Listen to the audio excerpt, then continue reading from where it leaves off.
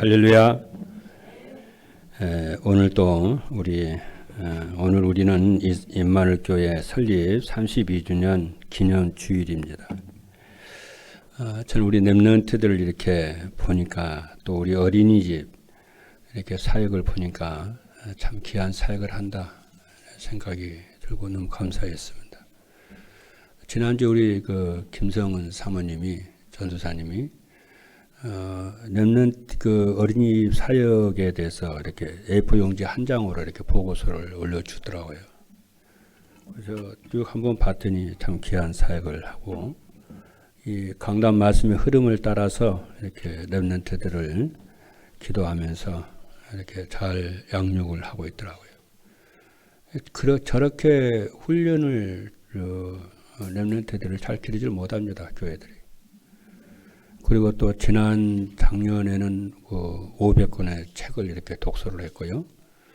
또 한 달에 40권씩 독서를 하고 또 최근에는 또 영어 30분씩 이렇게 하고 교육을 자랑하는 게 아니고 몰라요.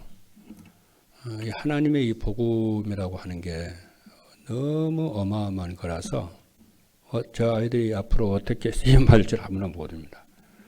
그래서 예수님이 하시는 말씀이 사도 바울을 통해서 하시는 말씀이 우리는 질그리시지만은 우리 속에 참 보배가 들어있기 때문에 그 보배가 자라고 성장을 해서 어떤 형태로 성장해서 나타날지 아무도 모릅니다. 링컨이 어려서 복음을 받고 미국을 남북을 통일을 해서 하나님께 영광 돌리는 가장 영향을 끼치는 정치가가 되잖아요. 그리고 이승만 대통령이 한성 감옥에서 복음을 받고 우리나라 건국을 하고 우리나라 이렇게 지금 세계를 선도할 만한 나라로 기초를 깔았거든요. 그 유광수 목사님이 가장 어려운 시기에 부산 제일 산꼭대기에서 천막에서 복음을 받았는데 그 안에 있는 복음이 얼마나 큰지 상상을 못해요. 우리가 여러분과 저의 마음속에 이 복음이 들어간 이 복음이 어떻게 나타날지 모릅니다. 하나님 쓰시려고 하면 참 감사해요. 그래서 우리 앞에 있는 어떤 이런저런 많은 일들이 있을 수 있지만은 그래서 복음을 제한시키지 말라 그러는 거예요. 저도 우리 작은 우리 어머니가 어렸을 때 교회를 다녀서 동네 교회 저도 이제 작은 형을 따라서 교회를 다니는데 그 추운 겨울에 마룻바닥에 쪼그리고 앉아가지고 막 찬양하고 막 그랬거든요. 그렇게 제가 어린 시절을 자랐는데 이렇게 목사 될 줄 저는 아무도 몰랐습니다. 하나님이 쓰시는 일은 어떻게 될지 몰라요. 그래서 여러분들이 언약을 잡아야 될 필요가 있고 여러분의 후대들이 앞으로 어떻게 쓰임을 받을지 아무도 모릅니다. 그래서 우리가 언약을 잡고 이러한 흐름 속에 있다는 자체가 우리는 감사하고 감격할 수밖에 없는 줄로 믿기를 주님의 이름으로 축복합니다. 우리 임마누엘 교회가 32주년 기념 주일 예배를 드리게 됐는데 우리 임마누엘 교회를 세우신 것은 우리가 세운 게 아니고 그리스도께서 세우신 교회이고 그리스도께서 지금까지 인도하셨고 앞으로도 함께 하시고 인도하여 주실 줄로 믿습니다. 그걸 믿으셔야 됩니다. 그래서 하나님 우리 임마누엘 교회를 통해서 영광을 받으실 것을 저는 확신합니다. 그래서 오늘 말씀의 제목이 237 전도 시대를 선도할 교회이고 오후에는 시대를 선도하는 전도자의 삶이라는 말씀을 주셨습니다. 그래서 우리 교회가 237 전도를 선도하는 교회가 되는 것은 우리 힘으로 하자는 것이 아니고 그리스도께서 하실 것이며 성령 하나님이 역사하실 것입니다. 그래서 언제 하냐면은 모든 성도들이 강단 말씀을 하나님이 주시는 말씀으로 믿고 전도자의 삶을 따라갈 때에 하나님은 이루실 것입니다. 그것 하나님 하십니다. 그러면은 237 전도 시대를 선도할 교회는 어떤 교회냐면은 하나님을 영화롭게 하고 기쁘시게 하는 교회이며 이웃을 내 몸처럼 사랑하는 교회이며 성령 충만하여 전도가 되는 교회입니다. 237 전도 시대를 선도하려면 어떻게 해야 되느냐면은 강단에서 오직 복음만 선포되고 성도들은 복음이 오지게 되며 성도들이 복음과 전도와 기도를 바르게 이해하고 누릴 때에 그리고 강단 말씀 속에서 언약 미션 비전을 붙잡을 때에 하나님의 그 언약 붙잡은 자를 통해서 하나님은 일을 이루실 줄로 믿습니다. 그래서 우리 임마누엘 교회가 의정과 강북 살린 대표적 교회로 되고 미래 교회를 돕는 교회가 되며 237 살리는 모델적 교회로 임마누엘 교회 시대가 이룰 줄로 믿습니다. 이번 주 메시지는 데살로니가서거든요. 이 데살로니가서 이렇게 좀 한번 좀 보았어요. 봤더니 데살로니가는 원래 알렉산더 대왕의 이복 누이 동생의 이름이에요. 여동생이 알렉산더 대왕의 누이의 이름입니다. 이복 누이 동생이에요. 근데 알렉산더 밑에 유명한 4명의 그 장군이 있었는데 그 4명의 장군 중에 한 사람이 이 알렉산더 그 누이 동생의 남편이라 이게. 그래서 남편이 알렉산더 대왕이 죽고 난 뒤로 시저 편에 들어가지고 로마를 이렇게 정복을 합니다. 그래서 로마 시저가 그 알렉산더 그 데살로니가 그 남편에게 마게도냐 왕이 되도록 그 나라를 주어요. 그래서 이 데살로니가의 남편이 마게도냐의 왕이 돼요. 그래서 거기다 데살로니가 시를 10만 명, 그때 당시 10만 명이나 되는데 도시를 건축해서 자기 아내 이름을 붙여서 데살로니가라고 이게 명명을 해요. 이름을 지어요. 그래서 세운 그 도시 이름이 그래요. 그래서 사도 바울의 선교 전략을 보면은 시골로 안 가요. 항상 이렇게 대도시 전략을 써요. 사도 바울은. 그래서 빌립보에서 복음 운동을 했던 이 사도 바울이 그 다음으로 데살로니가로 가죠. 데살로니가에서 복음을 전하다가 막 역사 일어나니까 막 유대인들이 또 반항을 하고 바울을 막 감옥에 집어쳐 넣고 또 막 그렇게 그 제자들이 바울에게 막 도망가라고 길을 열어주고 막 도망을 가요. 그러니까 알렉산더 데살로니가 교회를 세워놓고 이제 베레아로 도망을 쳐요.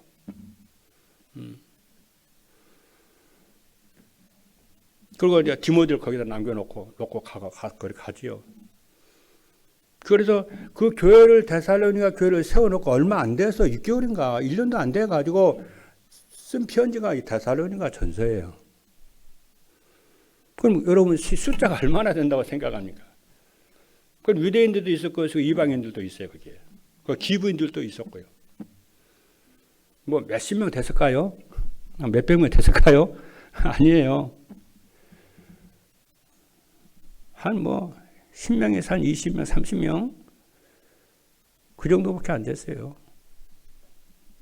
그들은 가정에서 모였어요. 그런데 그들이 하나님의 바울이잖아. 하나님의 말씀으로 다 믿고 기도하고 누리다가요. 이 소문이 이들의 이 믿음의 소문이 마게도냐, 그렇지 수도인 북쪽 수도인 데살로니가, 자 남쪽 수도인 아가야 소문이 쫙 났어요. 모델적 교회로 소문이 났어요. 그럼 몇 명 되지도 않는데. 그래서 사도 바울이 내가 너희들에게 보니까 할 말이 없다고 그랬어요. 그런 교회가 초대교회에 세 번째 되는 교회가 됐어요. 예루살렘 교회, 안디옥 교회, 데살로니가 교회. 오늘 그 데살로니가 전서가 그겁니다. 우리는 모델적 교회 하면 큰 교회 이런 얘기 생각하잖아요. 아니에요.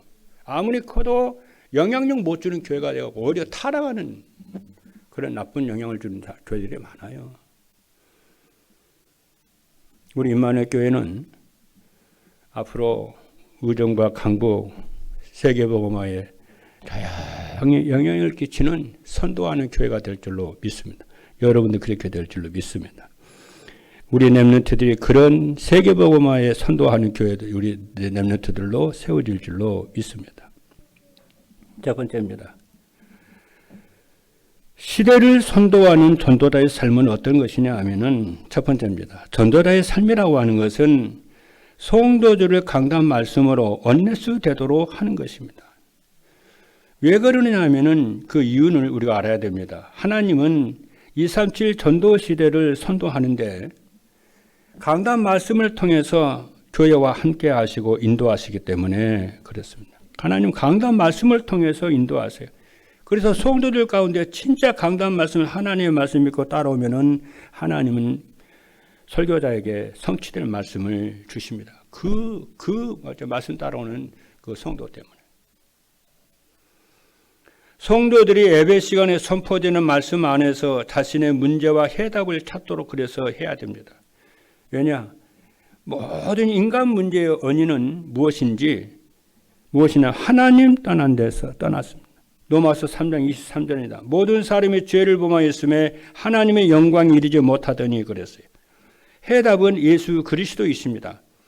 요한복음 19장 30절에 보니까 예수께서 신포도주를 받으신 후에 이르시되 다 이루었다 하시고 머리를 숙이니 영원히 떠나가시니라고 했습니다.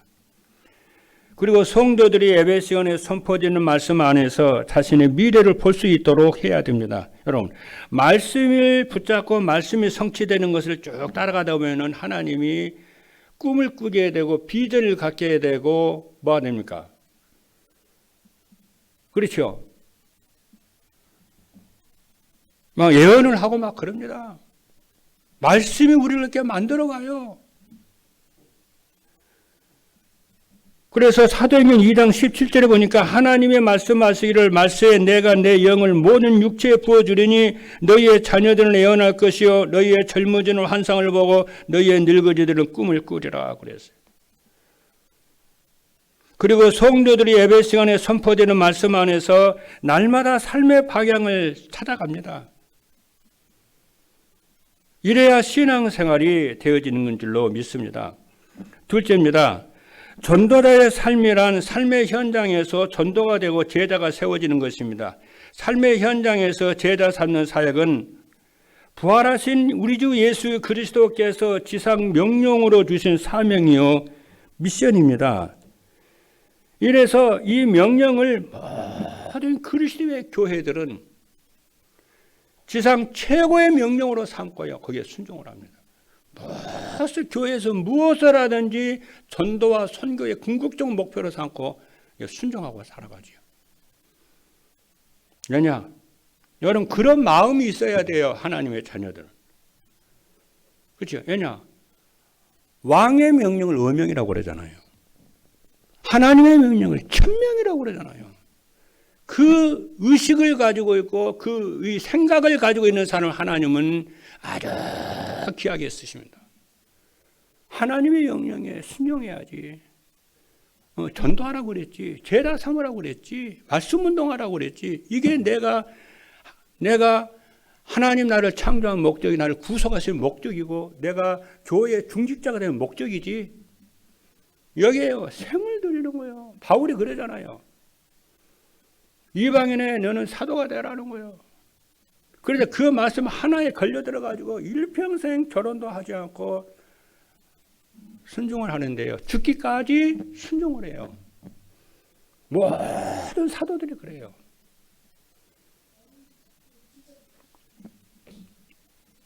그렇죠. 그래서 그 중심이 전도와 선교 제자 사역임을 언약을 받아야 되고 그럼 전도는 어떻게 되는 것이냐? 전도는 현장에서 임마누엘 축복을 누리며 살면 되는 것이고 제자란 현장에서 임마누엘 축복을 누리며 전도가 되어지는 사람이고 전도자의 삶에는 전도가 되고 제자가 세워지는 축복을 누리며 사는 것입니다. 우리 인간은 사명을 따라 사는 거예요. 성도는 사명 따라 사는 사람인데 사명 따라 사는 사람이 제일 멋있습니다. 그리고 셋째는 전도자의 삶이란 무엇이냐면은 성도들의 삶 속에서 삼구산 기도의 축복으로 성령 충만받고 증인되는 거예요. 그래서 전도는 우리 힘으로 되는 것이 아니고 성령의 충만함으로 증인되는 것입니다. 전도가 되려면 성령이 충만하고 인도받아야 돼요. 그래서 성령 충만하려면 성령 충만에 오직 해야 됩니다. 그래서 사도행 1장 8절에 보니까 오직 성령이 너희에게 마시면은 권능을 받고 예루살렘과 온 유대와 사마리아와 땅끝까지 이르러 내 증인이 되리라 그랬죠. 그래서 오직 성령 충만하려면 어떻게 해야 될까요? 만 가지에 우리가 신경 쓰고 걸려들고 그래야 성령 충만 못 받아요.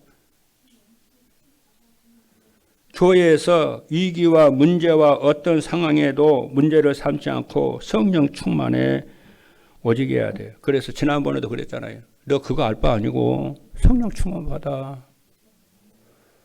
너 그거 알 바 아니고 너 오직 해. 이런 사람만이 성령 충만과 능력을 받습니다. 그리고 교회 안에서 좋은 사람, 나쁜 사람, 네 편, 내 편 구분 없이 한 몸 한 식구로 수용하고 오직 성령 충만 받아. 오직 그리스도에 집중을 하는 거예요. 그래서 우리 전도자 우리 교회 왔을 때 인증예배 왔을 때 뭐라고 그래요? 3년간만 아무 문제 삼지 말고 성령 충만 받자고 그래요. 여러분의 교회는 여러분의 교회를 보고 많은 사람들이 옆에 주변의 교회들이 은혜 받고 그 교회들이 살아날 것이다. 그리고 오직 유일성 재창조의 축복으로 성령 충만하고 오력이 회복되어 전도하고 제자를 삼습니다. 그래서 사도행전 1장 14절 보니까 여자들과 예수의 어머니 마리아와 예수의 아우들과 더불어 마음을 같이하여 오직 기도에 힘쓰더라. 그래서 여러분들이 오직의 비밀을 깨닫고 오직에 응답받는 응답이 있기를 바랍니다. 그래서 오직 되면 유일성 재창조 응답이 올 줄로 믿습니다. 두 번째입니다. 전도자의 삶으로 시대를 선도하는 교회가 되려면 어떻게 해야 되느냐 하면은 첫째입니다. 예배 시간에 성도들이 가지고 나온 문제 해답과 인생의 방향이 선포돼야 돼요. 이 땅에 사는 모든 사람은요, 문제들을 가지고 삽니다. 이래서 정치, 경제, 교육, 문화 모든 종교들은 모든 분야에서 문제의 원인을 찾고 그 해답을 찾아 문제를 해결하려고 그래요. 정치는 정치로 원인이 뭘까? 교육은 교육적 측면에서 원인이 뭘까? 그렇죠. 종교는 종교적 측면의 원인이 뭘까? 해답은 뭘까? 저는 그 모두를 존경합니다. 나름 가치가 있다고 봅니다.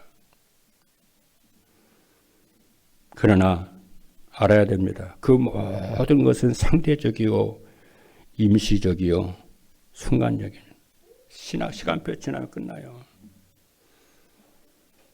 오직 성경만이 최고의 진리요 최고의 권위입니다. 그래서 캐논이라고 그래요. 야, 그 성경은요 영원히 어떤 상황에도 진리가 되고 해답이 됩니다. 제가요 이제 신학을 이제 다 하는데요. 신학을 딱 하는데 성경이 진리라는 거야. 캐논이라는 거야. 나는 아무리 믿음이 그때 나는 믿음이 없으니까 제일 먼저 걸리는 게 그게 걸리더라고요. 첫 번째 제가 걸리는 게 그거였어요. 아니 하나님의 말씀은 영원해. 캐논이야. 모든 게 시대와 환경과 다 따라서 달라 바뀌는데 어떻게 하나님의 말씀은 변함이 없을까? 왜 상대적이지 않을까? 상대적이잖아. 이게 내가 딱 걸려가지고요. 1년을 제가 고민을 했어요. 아니 어떻게 성경이 진리란 말이야. 영원한 진리야. 절대적 진리야. 아니야. 내가 거기서 얼마나 내가 한 1년 고민을 했다니까요. 근데요. 하나님 은혜요. 가면 갈수록에요. 내가 틀리다는 것을 알게 하시더라고요. 그래서 성경만이 진리임을 제가 그때게 해결이 끝났어요. 아마 여러분 가운데도 어떨지 모르겠는데요. 시간표라 생각이 되어지는데 여러분 성경만이 참으로 영원한 진리임을 깨닫는 축복의 길을 주님의 이름으로 축복합니다. 그래야 여러분의 인생 문제가 끝나고 여러분이 영원히 배가 항구에 정박한 것처럼 안식과 평강을 누리게 될 줄로 믿습니다. 그래서 인생 모든 문제는 하나님의 말씀을 불순종함으로 하나님을 떠나면서 시작됐어요. 경제 입장에서 그렇게 말하지 않을 겁니다. 돈이 없어서 모두 문제지 여럽니다. 경제적으로 보면은 틀린 거예요. 맞지만 틀린 거예요. 그리고 인생 모든 문제는 하나님 떠난 데서 온 것이기 때문에 하나님 만나면 다 끝납니다. 이 답을 가지고 있어야 인생 문제가 끝납니다. 인생 모든 문제는 하나님 원해주신 예수 그리스도를 영접하면 영원히 끝납니다. 요한복음 1장 12절에 보니까 영접하는 자 곧 그 이름을 믿는 자들에게는 하나님의 자녀가 되는 권세를 주셨으니 그랬어요. 그리고 인생의 방향은 예배의 축복을 누리며 예배 시간에 선포된 말씀을 따라가면 영원히 끝납니다. 잠언 1장 33절 오직 내 말을 듣는 자는 영원히 살며 재앙의 두려움 없이 완전하리라고 했습니다. 둘째입니다. 성도들이 복음을 위해 로마서 16장에 나오는 중직자가 되어야 합니다. 교회의 중직자는 하나님의 선택받은 사람입니다. 그거 우리 중직자는 알아야 돼요. 여러분이 선택받은 자예요. 오늘 오늘 전서 1장에도 그러잖아요. 바울이 데살로니가 그 교회를 향해서 너희는 하나님의 부르신 자라고 하나님의 선택받은 자라는 거예요. 세상에요. 나 눈물 나더라고요. 바울이 있잖아요. 몇십 명 모여있는 데살로니가 교회를 향해서 너희는 데살로니가에 있는 교회들에게 그러잖아요. 여러분 교회라고 하는 말은요 아무데나 쓰는 말 아니에요. 선택받은 이스라엘 백성들에게만 썼던 교회라는 말을 썼어요. 그런데 그 데살로니가 교회에 몇십 명 모여 이제 복음받은 그 교회를 향해서요 바울이요 데살로니가에 있는 하나님의 교회들에게 언약의 백성 선택받은 백성들이라는 여러분들은 중간 선택받은 하나님의 백성들입니다. 할렐루야. 절대 안 망합니다. 하나님이 여러분과 함께 하십니다. 우리 렘넌트들이 하나님과 함께 하십니다. 가난한 자, 부한 자 상관없어요. 하나님과 함께 하십니다. 여러분 인생 다 끝났어요.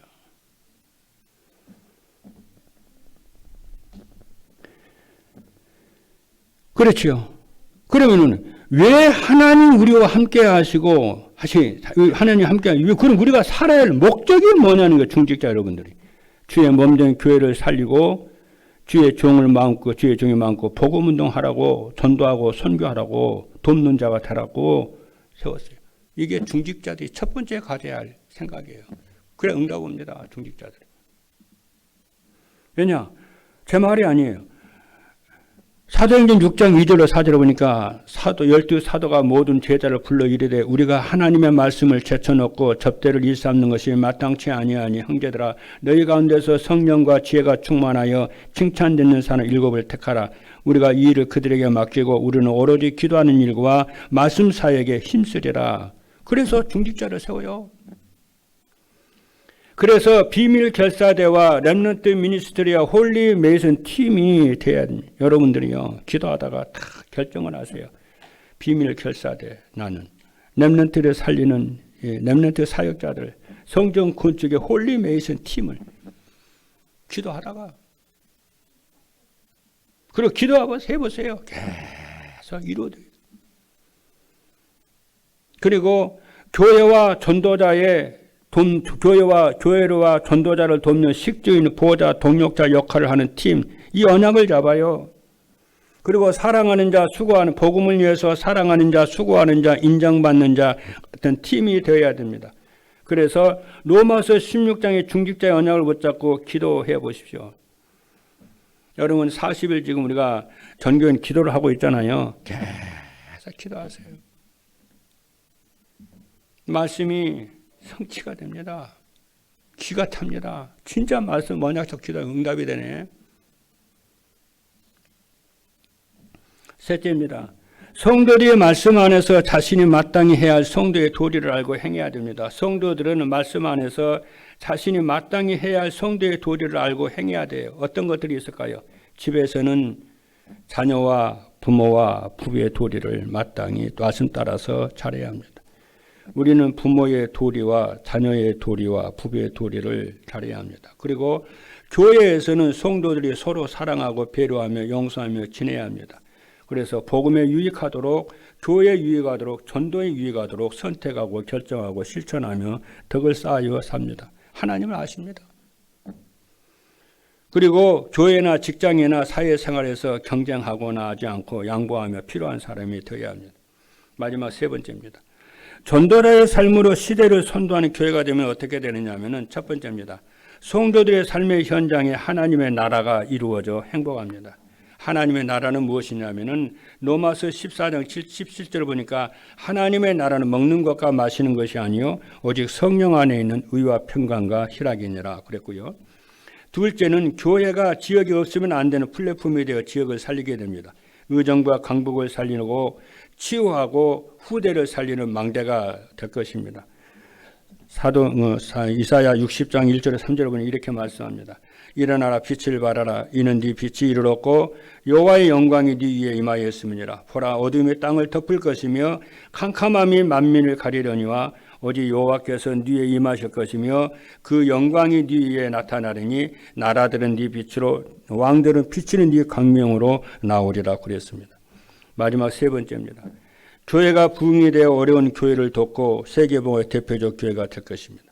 237 전도를 선도하는 임마누엘 교회가 될 것을 믿습니다. 마태복음 28장 19절 20절을 보니까 그러므로 너희는 가서 모든 민족을 제자로 삼아 아버지와 아들과 성령의 세례를 베풀고 내가 너희에게 분부한 모든 것을 가르쳐 지키게 하라. 볼지어다 내가 세상 끝날까지 너희와 항상 함께 있으리라 하시니라. 할렐루야.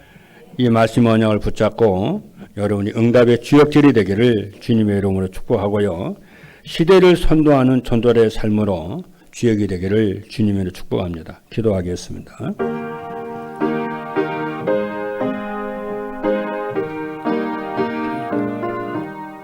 살아계신 하나님 감사합니다. 시대를 선도하는 전도자들의 삶으로 하나님 시대 살리는 하나님 시대를 선도하는 제자들이 되게 하여 주옵소서. 살아계신 예수 그리스도 이름으로 기도하옵나이다. 아멘.